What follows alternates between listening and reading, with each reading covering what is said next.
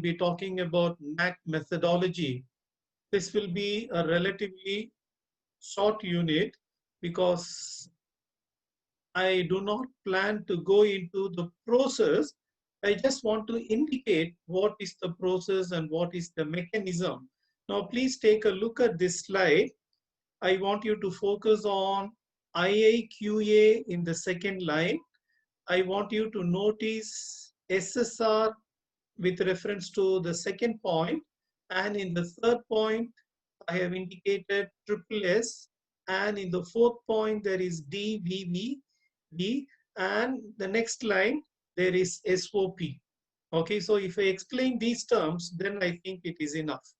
Okay, now I would, with reference to this particular slide, I would like to talk about what is the process of A and A. A and A stands for assessment and accreditation. Okay, fine. Now we are in the month of June.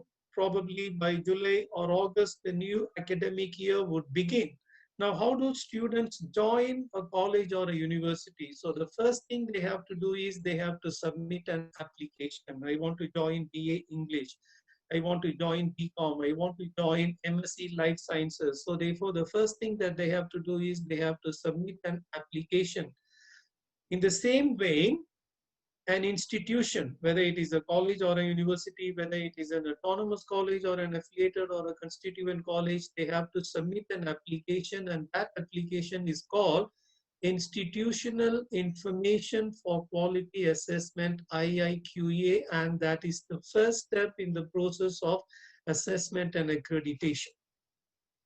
Now, the second major one is SSR. Now, SSR should be a mantra for you, self-study report. What is the self-study report? Now imagine you are an MPhil student or you are a PhD scholar. At the end of your research, you submit your MPhil thesis or your PhD dissertation, which contains all your findings. Okay, so SSR is like that. SSR is equivalent to a PhD thesis, but of course on a larger scale with a lot of magnitude. So SSR is self-study report.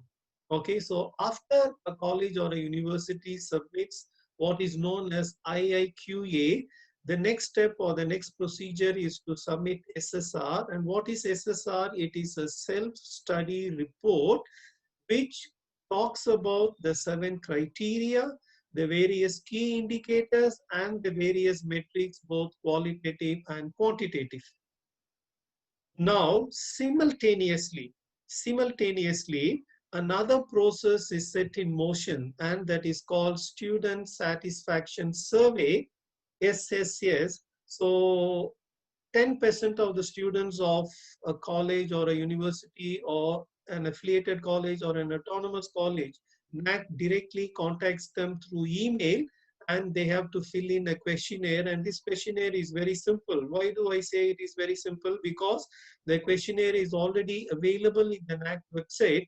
There are 20 MCQs, there are 20 objective questions, and there is one subjective question. So it is open book. The questions are already available in the NAAC website. So NAAC will directly contact 10% of the student community or the student population, and they will be administered this survey. So they will have to answer the 21 questions, 20 objective type questions and 1 subjective type questions. That is called Student Satisfaction Survey, and this is handled directly by NAAC. And this is supposed to be confidential. But the questions, the 21 questions, 20 plus 1, they are already out.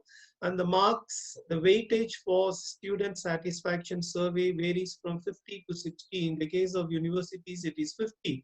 In the case of affiliated and constituent colleges, it is 60.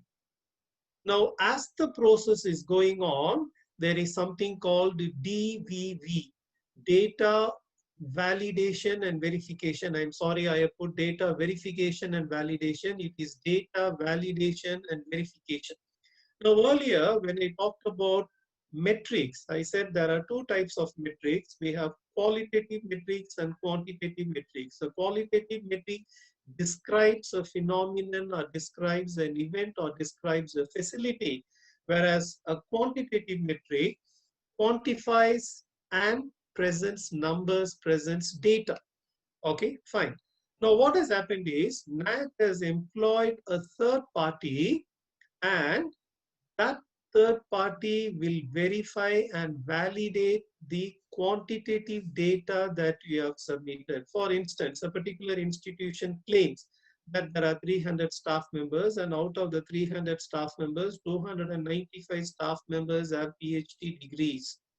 Okay, so this is quantitative data, and this quantitative data, this metric needs to be verified and validated, and this is done by NAAC, not directly by NAAC itself, but it is given to a third party. Now what happens is there should not be a deviation. What the institution, the data that the institution has submitted and the third party's report, they should match more or less. There may be minor variations, not that the variations are allowed, that NAAC will contact you with the report of the third party, and NAAC will tell you there are some deviations, please explain or please clarify or please resubmit your data. Okay, so now what is important is the student satisfaction survey, the DVV, data validation and verification, and the SSR, they all happen simultaneously. Okay, and in the process of DVV, there is something called a pre-qualifier. And in this pre-qualifier, the institution has to score 25% on each criterion, and this applies to quantitative metrics. So the analogy that I can give you is, as I said earlier, when a student wants to join a college, he or she should submit an application. And in most institutions, there is an entrance test, and you have to clear the entrance test. You have to secure minimum marks in order to become eligible. So the pre-qualifier is something like that. Now, once the process is over, what is the process? IAQA has been submitted. After that, SSR has been submitted. Student satisfaction survey has been completed. Data has been verified and validated, and all the mismatches and all the gaps have also been filled in, have also been addressed. So now everything is pakka. So now the peer team will visit. In the case of colleges, it is a 3-member team, and in the case of universities, it is a slightly larger team with 5 members and sometimes 7 members. And this peer team will look into only the qualitative metrics, because the quantitative metrics have already been verified and validated by a third party. So therefore, the team that visits the college or the university for an on-site inspection, they will look only into the qualitative metrics, and ultimately the results will be declared by NAAC and the certification will be issued. So this is the most important slide as far as the third unit is concerned. I want you to remember terms like IAQA, SSR, SSS, DVV, and SOP, standard operating procedure, and all these procedures are available on NAAC website. Okay, so this is about student satisfaction survey, how it is carried out. Please go to the third one. There are 20 objective type questions, MCQs, and 1 objective type, and 10% of the students will be chosen for this survey, and it will be directly handled by NAAC. Okay, now we come to the second part of the third unit. How are the scores calculated? Okay, when a student writes an exam, he or she wants to know how the paper will be evaluated, what is distinction, what is first class, what is second class, and when does he or she fail. Okay, so how are the scores calculated with regard to NAAC? I want you to pay attention to this slide. Now, the scores are derived from 3 sources. Source number 1, system generated scores, and this is with reference to quantitative data. After the data validation and verification is over, the system will generate scores, and this applies to quantitative data.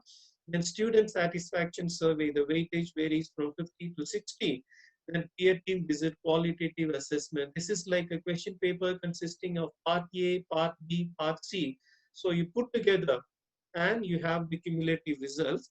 I just want to give you 2 samples because you should know how exactly the scores are calculated. So I have two samples. So this sample talks about how the score is calculated for a key indicator.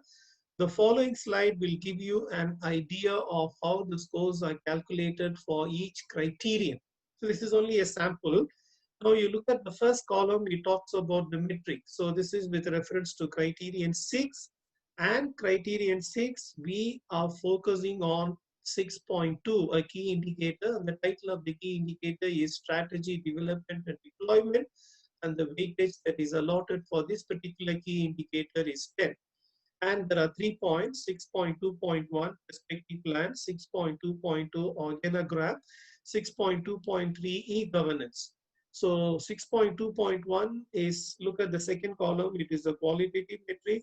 6.2.2 also is a qualitative metric, whereas 6.2.3 is a quantitative metric.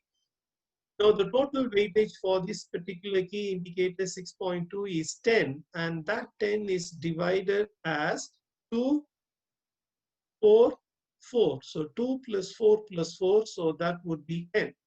Now, how are these scores actually calculated? Now, the scores are calculated on the basis of a 5-point Likert scale. I repeat, the scores are calculated on the basis of a 5-point Likert scale. 4, 3, 2, 1, 0. At one end of the matrix, you have 0. 0 means very poor, not at all satisfactory. Okay. Then at the other end of the matrix, you have very good, very, very good. So that would be 4. So 2 would be average. In other words, 0 would be very poor, 1 would be poor, 2 would be okay, average, fair, 3 would be good, and 4 would be very good. Okay, now let us do the calculation. For 6.2.1, an institution, let us say, has prepared the perspective plan. It is okay, there is nothing great about it, there is nothing extraordinary about it, so it is only average. They get 2. So 2 into 2, the scores they have got with reference to 6.2.1 is 4. Now, whereas in the case of 6.2.2 organogram, the institution has prepared an organogram showing the hierarchy of the positions and the authorities and where they stand. Okay, so therefore, it is good. Okay, so in the 5-point scale, it is good. So therefore, the calculation is 4 into 312. Whereas e-governance, the institution has just started implementing e-governance and they have a far way to go. So therefore, just 1. So 4 into 1, 4. So therefore, for the key indicator 6.2, which is strategy development and deployment, the actual score is 20.